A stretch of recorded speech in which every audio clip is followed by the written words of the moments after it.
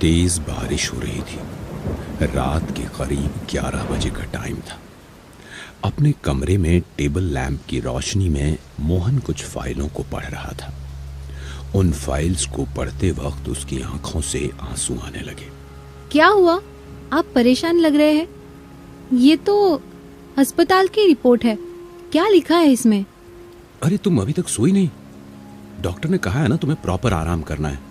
दवाई ली तुमने? हाँ, मैंने दवाई ले ली है, मगर आप बताओ तो रिपोर्ट में क्या लिखा है? और क्या लिखा होगा? हमारी खराब किस्मत। सब कुछ ठीक है, मगर न जाने क्यों हमें संतान का सुख नहीं मिल रहा है। ऐसा कैसे हो सकता है? सब कुछ ठीक है तो फिर? तुम ज्यादा मत सोचो, सो जाओ। कल किसी और डॉक्टर से रिपोर्ट शेयर करूंगा।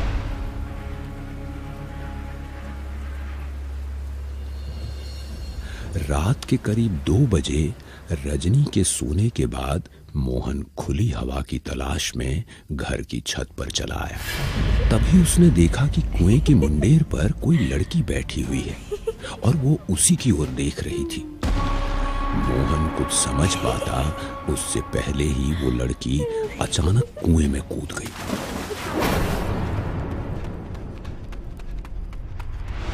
घबराते हुए मोहन तुरंत उसे बचाने के लिए कुएं में उतर गया, मगर वहां पर कुछ भी नहीं था।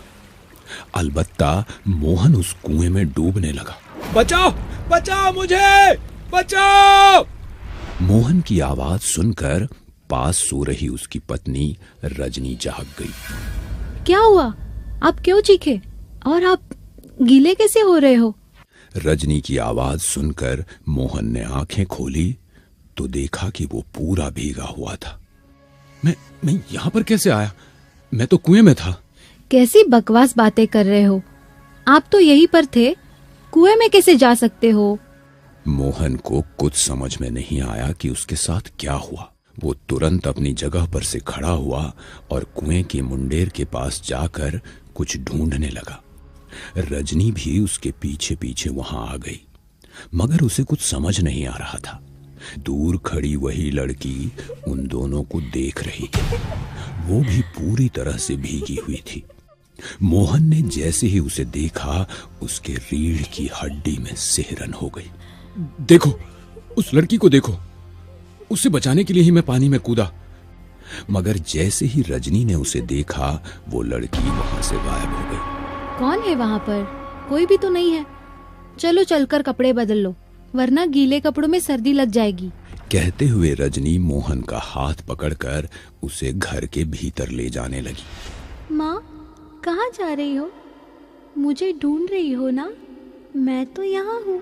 वो आवाज सुनते ही रजनी पीछे मुड़कर देखने लगी, मगर वहां पर कोई नहीं था। मैं भी ना, लगता है मेरे कान बज रहे हैं। अगले दिन सुबह जब रजनी चाय बना रही थी तो उसे किसी छोटे बच्चे के रोने की आवाज आने लगी। वो उस आवाज के पीछे पीछे उसी कुएं के पास आ गई। उसने कुएं के आसपास देखा तो वहां से कोई भी नजर नहीं आया। ऐसा कैसे हो सकता है? बच्चे के रोने की आवाज यहीं से आ रही थी। बच्चा तो कहीं नजर नहीं आ रहा। क्या हुआ बहुरिया? यहाँ पर क्या कर रही हो? जाओ जाओ, वो मोहनवा तुम्हें बुला रहा है। तनिक 2 घड़ी जाके वहाँ पर बैठ जाओ। वो वैसे भी बहुत परेशान रहता है। अपनी सास की बात सुनकर रजनी अपने कमरे में जाने लगी। तभी उसे वापस किसी बच्चे के रोने की आवाज आने लगी। वो देखने के लिए पलटी तो उसे भी वो लड़की नजर आई जो कल मोहन को दिखी थी। वो उस लड़की को देखकर बेहोश हो जाती है।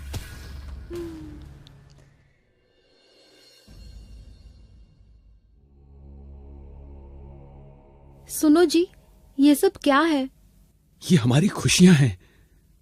आज से बहुत खुश हूं मैं। तुम माँ बनने वाली हो। ये कैसे हो सकता है? अरे बहुरिया, जैसे होता है वैसे ही हुआ है। हम तुम्हारे लिए बहुत खुश है। कहते हुए जानकी जी मिर्च से रजनी की नजर उतार उसे जला देती है। मिर्च के जलते ही रजनी को फिर से बच्चे के रोने की आवाज आती है। वो उस आवाज से सम्मोहित होने लगती है और वो जलती हुई मिर्च को ठोकर मार देती है। ये क्या किया बहुरिया? हे ईश्वर, रक्षा करना। रजनी उस आवाज के पीछे पीछे कुएं तक पहुंच जाती है। वहां उसे कुएं की मुंडेर पर वही लड़की बैठी नजर आती है। अभी भी वक्त है, यहाँ से चले जाओ वरना तेरी संतान भी ऐसे ही मार दी जाएगी। कहते हुए वो लड़की रजनी के देखते ही देखते कुएं में कूद गई। अरे कोई बचाओ उसे, कोई है? प्लीज कोई बचाओ उसे, कोई देख रहा है? प्लीज कोई बचाओ उसे। रजनी के पीछे पीछे मोहन भी उस कुएं तक आया था। उसने भी उस लड़की को कुएं में गिरते हुए देख लिया था। मोहन को कुछ समझ नहीं आ रहा था, इसलिए उसे समझा बुझाकर कमरे में ले गया। मगर उसके मन में भी कई सारे सवाल थे। वो उन सवालों के जवाब ढूंढने के लिए गांव के तांत्रिक के पास पहुंचा। ये तो बहुत खुशी की बात है कि रजनी गर्भवती है, मगर जो कुछ भी तुमने बताया वो बहुत चिंता का विषय है, क्योंकि बुरी आत्माओं को कई बार गर्भवती औरत की खुशबू आ जाती है और वो उसके बच्चे की तलाश में उसके आसपास मंडराती है। हो न हो उस लड़की का नजर आना रजनी के होने वाले बच्चे से कोई न कोई संबंध जरूर है। आप कुछ भी करके रजनी और मेरे होने वाले बच्चों की सुरक्षा का प्रबंध कीजिए। अवश्य, मगर उसके पहले हमें ये पता लगाना होगा कि उस आत्मा का मकसद क्या है। वो तुम्हें और रजनी को ही नजर आई थी, इसीलिए आज रात वहीं पर हम विशेष पूजा करेंगे। मोहन ने तांत्रिक के अनुसार सारी पूजा की व्यवस्था कर दी थी। देर रात तांत्रिक जब उस कुएं के आसपास पूजा की तैयारी कर रहा था, तेज हवाएं चलने लगी।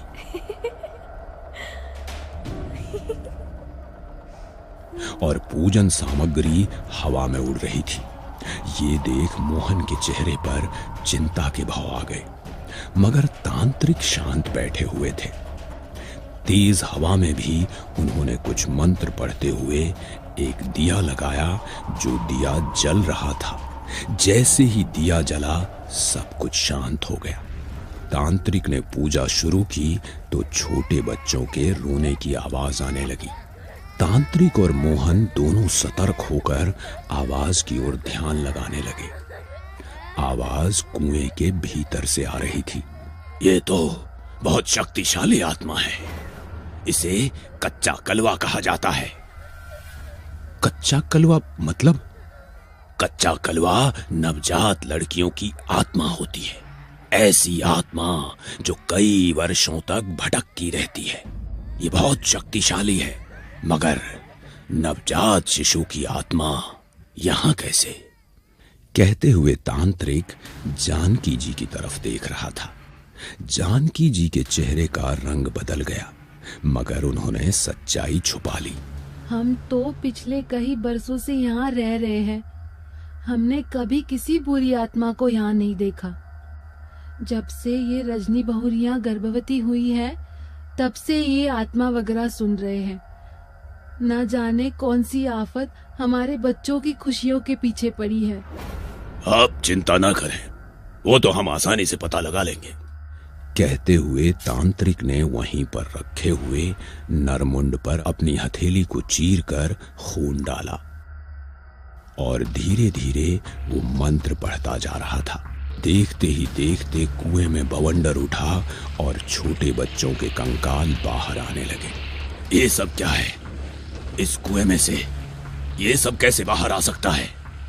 कहते हुए वो जानकी जी की तरफ देख रहा था, मगर जानकी जी डरते हुए अपनी जगह पर खड़ी हो गई। तभी वो लड़की उनके सामने आई और तेजी से हंसने लगी। मुझे मारते हुए डर नहीं लग रहा था, अब मुझसे डर कर कहा जा रही हो? मैंने कुछ नहीं किया, मैंने कुछ नहीं किया, तुम चली जाओ यहाँ से। कहते हुए जानकी जी रोने लगी। जानकी, मुझे सब पता चल गया है, ये तेरी ही बेटी है। तूने बेटे की चाह में अपनी बेटी को मार दिया था, और ये पाप तूने एक बार नहीं बल्कि 2 बार किया। बोल, सही कह रहा हूं ना मैं? मुझसे बहुत बड़ी गलती हो गई। हमारे खानदान में किसी को भी लड़की नहीं हुई थी सिवाय मेरे। तो मोहन के पिताजी ने उन्हें अपने हाथों से इस कुएं में जिंदा डाल दिया था। उन लड़कियों के पहले भी हमारे खानदान में जन्मी सारी लड़कियों को इस कुएं में डालकर मार दिया गया था। उन लड़कियों के श्राप के कारण ही तो तुम्हारे खानदान को वारिस नहीं मिल पा रहा है। मगर इतने वर्षों बाद वे लोग वापस क्यों आए हैं? तुम्हारी पत्नी गर्भवती है और उसके गर्भ में कन्या ही है। इन लोगों को लगा कहीं तुम लोग उसे भी ना मार दो, इसलिए ये लोग उसकी रक्षा के लिए आई है। यदि ऐसी बात है तो मैं इन लोगों को वचन देता हूं कि मैं अपनी बेटी की हमेशा रक्षा करूंगा और आप मेरी इन सभी बहनों और बुआओं की मुक्ति के लिए कुछ विशेष पूजा करवा दीजिए।